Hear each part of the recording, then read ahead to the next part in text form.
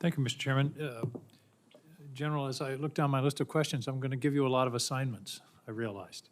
The first is on availability. You and I have talked about this. The range of availability for Air Force airplanes is in the 60s generally, perhaps some are below, maybe one or two are above. That's unacceptable. And these are expensive platforms. In the private sector, you would never have a $100 million item that's only available 60% of the time. I hope that you would do a study, order a study of availability and readiness and what the bottlenecks are. And is it parts? Is it maintainers?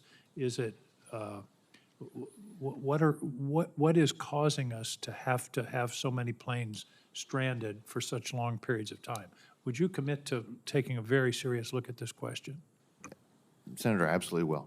I would say if I could just make a point on that, it is true that these availability numbers need to come up. We are starting that. I can definitely report back to you on what we're doing and how we're doing. I think one of the challenges is we don't control all the levers that commercial industry was doing. I think we mentioned, you know, we would love to be able to benchmark ourselves by Delta, but Delta would never keep airplanes for as long as we keep airplanes. And so those are some of the things that we're trying to be able to manage, but I will be happy, Senator, to get back to you. Well, one part of this, it seems to me, is 3D printing and getting to the point where when we buy a platform, we also buy the IP so that we can print our own parts when necessary.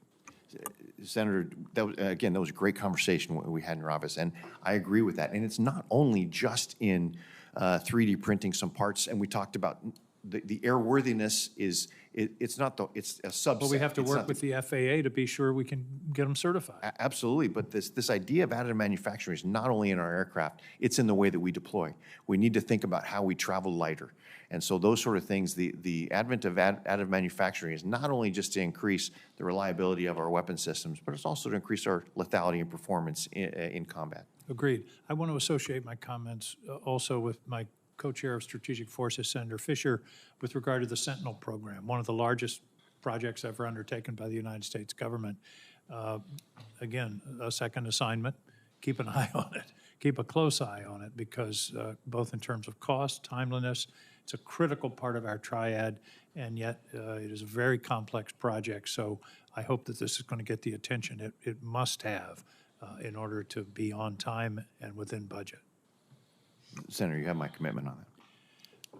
Future conflict is going to involve an immense challenge of logistics, particularly if we're talking about the Pacific. And I hope that there's thought going on in the Air Force about what future conflict looks like. It's not going to be like it was 10, 20, or 50 years ago. It's going to be a very different conflict, and logistics, particularly fuel, is going to be a major challenge. Do you see that as part of the war planning for any future conflict?